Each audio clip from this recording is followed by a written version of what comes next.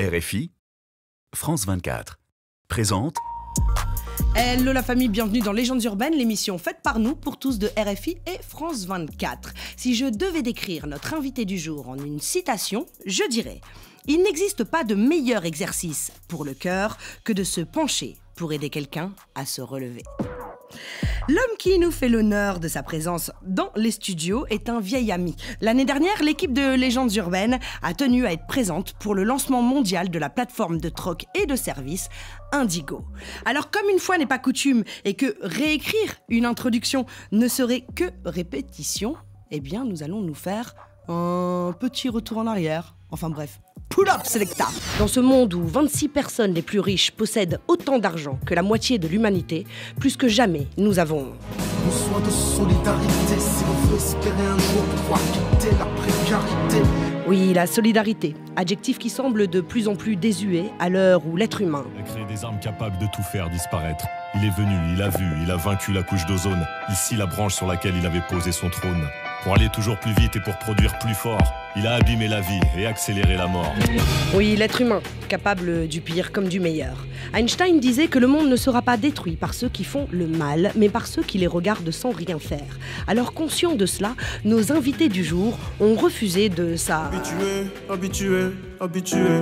à toutes ces injustices et inégalités, en acceptant, entre autres, l'invitation de l'équipe d'Indigo à se produire gratuitement en concert, mais aussi en donnant quelques heures de leur précieux temps et de leur savoir pour les utilisateurs de l'appli. À l'origine de cette plateforme géante de troc, Stéphane de Freitas, de ces imbéciles qui n'étaient pas au courant que c'était impossible et qui par conséquent l'a fait.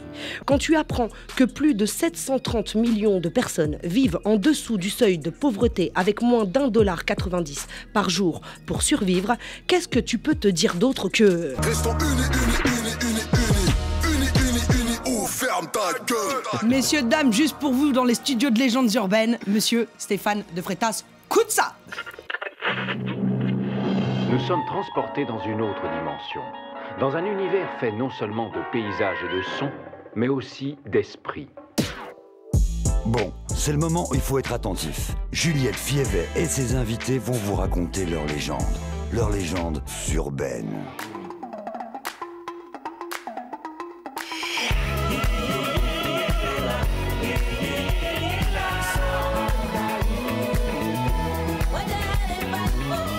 Stéphane de Freitas dans les studios de Légendes urbaines, comment vas-tu Stéphane? Bienvenue. Après une introduction comme ça remémore des souvenirs, ça fait chaud au cœur. On va revenir quand même sur tes débuts. Tu grandis en banlieue parisienne d'origine portugaise, avec des parents portugais. Tu es fasciné par le basket au point d'en faire un métier. Puis un jour, tu as un accident de voiture. Parle-nous un petit peu de cette période-là. Ouais. Parce qu'elle a déclenché beaucoup de choses visiblement chez toi. Ouais, complètement. En fait, moi, j'ai grandi en Seine-Saint-Denis jusqu'à l'adolescence. Et comme tu dis, le basket, moi, j'ai basculé dans un club qui était dans l'ouest parisien, qui s'appelait Rueil Pro Basket, qui était un des clubs pro de la région.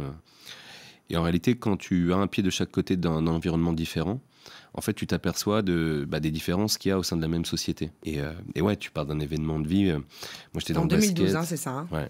En 2012, où je fais effectivement cet accident, et dans ces moments-là, où en fait tu sens que la vie, elle tient pas forcément toujours à grand-chose, je me suis dit, si j'ai du money time, si j'ai de l'extra time, si j'ai du temps en plus, en fait, je pense qu'aujourd'hui, il y a une urgence de s'engager, de repenser nos sociétés. On a un morcellement, une crispation qui est en train de se passer, et j'ai juste dit, si la vie me permet... de le faire, j'irai au bout, je mènerai jusqu'au bout des projets qui, à mon avis, sont utiles et nécessaires pour recréer du lien social et réussir à faire en sorte qu'on puisse faire société ensemble. Alors très vite, tu te lances, concrètement, tu as ta réflexion, mais finalement, très vite, tu te lances dans un projet très concret qui est celui de créer les concours Eloquentia, donc concours d'éloquence, d'abord à l'université de Saint-Denis, et puis aussi les écoles dans le 7e arrondissement. C'était drôle, puisqu'à la base, tu le fais pour la street, et aujourd'hui, au Chili, en Belgique, à Taïwan, en Argentine, au Togo, en Algérie, c'est juste incroyable. Ouais, c'est ça. Le postulat, en fait, c'était de se dire, on a l'impression qu'on ne peut plus se parler. Et on s'est dit, on va faire un concours à Saint-Denis. Et en fait, tout le monde peut prendre la parole dès lors qu'il y a un respect profond des opinions des uns et des autres, de l'écoute et de la bienveillance. Et le concours sur ces valeurs-là, il est né à l'Université de Saint-Denis. Et là, c'est parti, mais ça s'est répandu, comme tu dis, quoi. Aujourd'hui, il y a plusieurs... Eloquentia, c'est plus de 6000 bénéficiaires chaque année. Le concours, lui, a émergé partout. Et c'est bien la preuve que je pense qu'il y a une génération qui est en train de se lever, qui en fait a soif de dialogue. T'enchaînes sur Indigo, dont on a vu une petite partie de l'émission qui avait été créée à l'occasion du lancement de cette plateforme au Grand Contrôle. Explique ce qu'est la plateforme Indigo. Ouais. Indigo, c'est le gros projet là, sur lequel je mets toute mon énergie en ce moment. Parce que, autant Eloquentia, c'était de se dire il faut qu'on réapprenne à dialoguer tous ensemble dans un monde à voix multiples, et ça passe par le système éducatif. Autant Indigo, c'est l'autre gros enjeu, à mon sens, c'est que tu vis dans un monde où tu as 26 personnes qui détiennent autant que 3,5 milliards d'individus, plus de 700 millions de gens qui vivent sous le seuil de pauvreté, t'en parlais, et ça devient de plus en plus galère d'avoir accès aux objets, aux services élémentaires du quotidien. Et donc du coup, on s'est dit, voilà, si on crée une plateforme où dès que tu as besoin d'un objet ou d'un service, on te connecte à la personne qui est prête à te le donner gratuitement, tout simplement. Donc en fait, le pari, c'est de se dire quoi ? Si ce soir, par exemple, tous les gens qui écoutent ton émission, ils décident, tout simplement, ils téléchargent l'app, ils mettent un truc qui sont sur le point de se débarrasser, un objet, un canapé, un vêtement, des baskets, des lunettes, une vieille casquette, on le met sur Indigo. D'un coup d'un seul, tu peux mettre 10 000, 100 000, 1 million d'objets disponibles, si on se met à rêver. Et d'un coup d'un seul, on déclenche une marketplace. C'est-à-dire qu'on est capable, et c'est ça la puissance de notre génération. Et ça n'est pas que des objets quand même, hein. Ce ne sont pas que des objets en fait. C'est ça qui est important aussi. C'est-à-dire que les gens peuvent dire aussi, voilà, moi je suis prêt à rendre service, à aller faire les courses pour quelqu'un, à aider un déménagement, etc. Ça aussi c'est possible en fait. Pareil, les objets ou les services. On a vu en Afrique notamment des pays qui ont créé des communautés spontanément. C'est au début, hein, ça commence.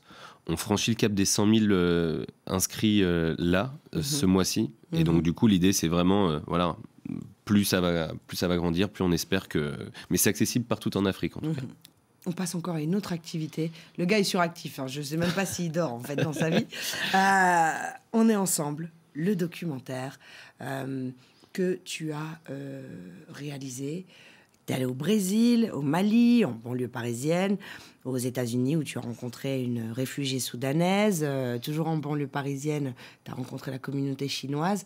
Documentaire formidable qui tend à prouver encore une fois que chacun peut faire sa part, et tu tenais à mettre en avant en fait des initiatives de militants qui se battent dans le monde entier. Ouais, c'est ça.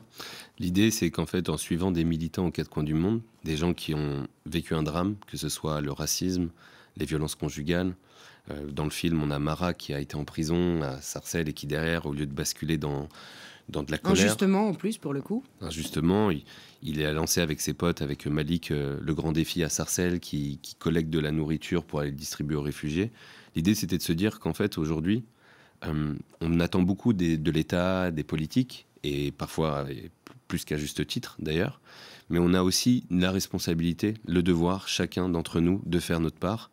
Et que finalement, si la majorité, si on est des millions à prendre conscience qu'il y a une fragilité sur les questions environnementales, il y a beaucoup d'injustices sociales, mais que si nous on passe à l'action tous ensemble, si on est cette génération qui passe à l'action, en fait on est capable de créer un monde collectif, participatif, et de réparer beaucoup d'inégalités que l'ancien monde a provoquées en fait. On était dans un monde hyper pyramidal où les élites financières contrôler beaucoup de choses.